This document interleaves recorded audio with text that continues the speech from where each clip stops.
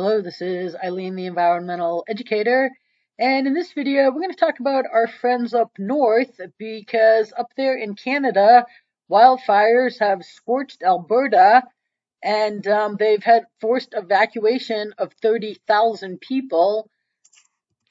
So this has made headlines a lot of places. This is global news here. Al Jazeera ran this. They have some good pictures. That's why I ran Al Jazeera. CNN, yep, wildfires rage is what they say. Um, Earth Observatory covered it, how the fires scorched, and so did in Strange Sounds, gigantic flames and high winds, state of emergency declared. And the wildfires even shut down some oil and gas production. And the smoke has reached very far. First, Alberta is a province right next to British Columbia. British Columbia goes out to the ocean. This is right above Washington, Idaho, Montana here. And it includes their national parks of Banff, which has Lake Louise and Jasper in it. And those parks, luckily enough, uh, have not been mentioned in any of the reports that I've seen, and their websites do not say anything about the park being impacted right now. So I think the parks are, as of right now, scathed. But yeah, here's another map of Alberta. Calgary is the big city, so yeah, just over the Montana border, you go up to Banff and Lake Louise and Jasper. And right here's another map. So yeah, you got Montana. That's kind of right above Eureka, right above Whitefish, and then you got Banff and Lake Louise. This is the Icefield Parkway. If you've ever heard of that, it's just kind of just a road in between the two parks. It's beautiful. Lots of ice fields, some, remote camping. They have some campsites in there. And then you go up into Jasper. Now they have a glacier national park. Now that's not the same as the Waterton National Park in Canada that adjoins Glacier in America. So what joins Glacier in American is the Waterton Lakes National Park here, but they have a park that's actually called Glacier National Park up here. This is Mount Revelstoke. There's a Yoho Park right up in here somewhere too. So they have a bunch of just absolutely beautiful national parks up here. And the Glacier and the Revelstoke are in British Columbia. So this is kind of the boundary here from British Columbia into Alberta. So Jasper and Banff are right on that borderline.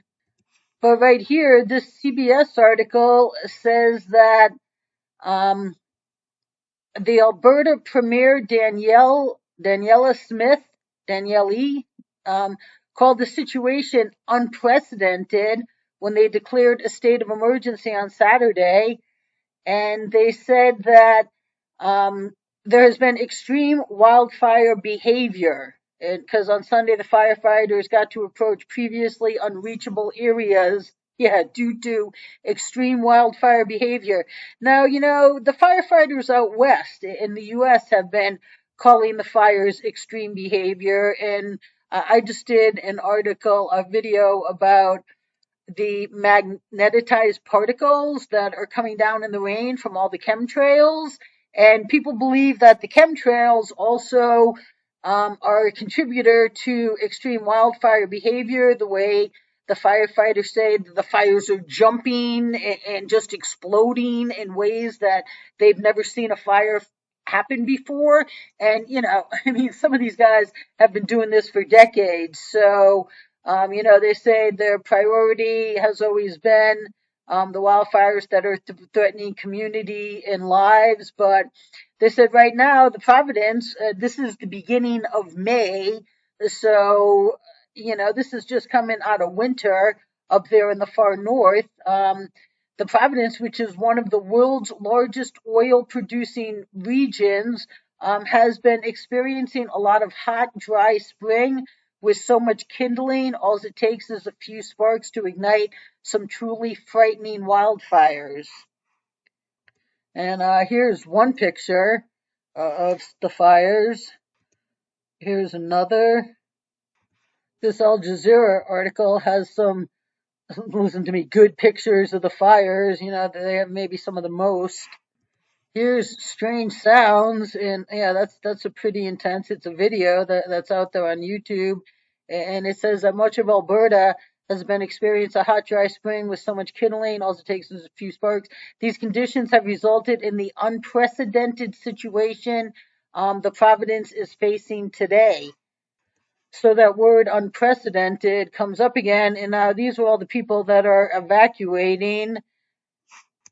Here's just some of the smoke. The smoke from fires can be just crazy. And right here, well, we'll get to that in a minute, but right here shows how far the smoke has reached. So here are the fires up here in Alberta, and at first it went north up here into Saskatchewan, they said. The smoke traveled into the Yukon and Northwest Territories, and then it headed south over portions of Manitoba into southeast Ontario and Quebec, and then it reaches all the way down to New England and as far south as Virginia. So the smoke got taken up here. It's all up here in the Arctic, and down here, out here, all the way down to Virginia. So that is definitely a large swath of smoke, and smoke is not fun. I know when I went up to Glacier and fires, when they had fires, I don't know, 2016, 17 maybe. Um, it gave me such a headache. I started to just get like really short tempered maybe and just a little testy, like and I was like, oh, you better not do that, that's a fire affecting you. But it was really very, very real. It says right here, wildfire smoke can be harmful to everyone's health, even at low concentrations. I know that I was here. Here's a picture of the fires from satellites. They got some going on further east too, not just in Alberta, but here is the bulk of them.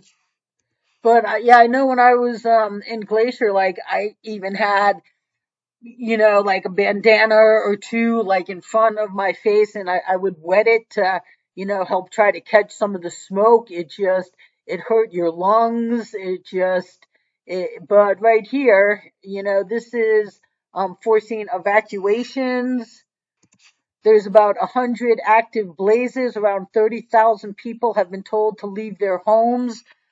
A number of towns have been evacuated. There was even a request for military presence in evacuated towns for security purposes. There's even been some evacuations ordered in British Columbia. And CENOVUS Energy, one of the country's top producers, said it has shut in production and closed some plants in its conventional asset portfolio. So it didn't give specifics, but it says the conventional portfolio includes various natural gas and natural gas liquid assets in areas hard hit by the wildfire. It has also interest in numerous gas producing facilities.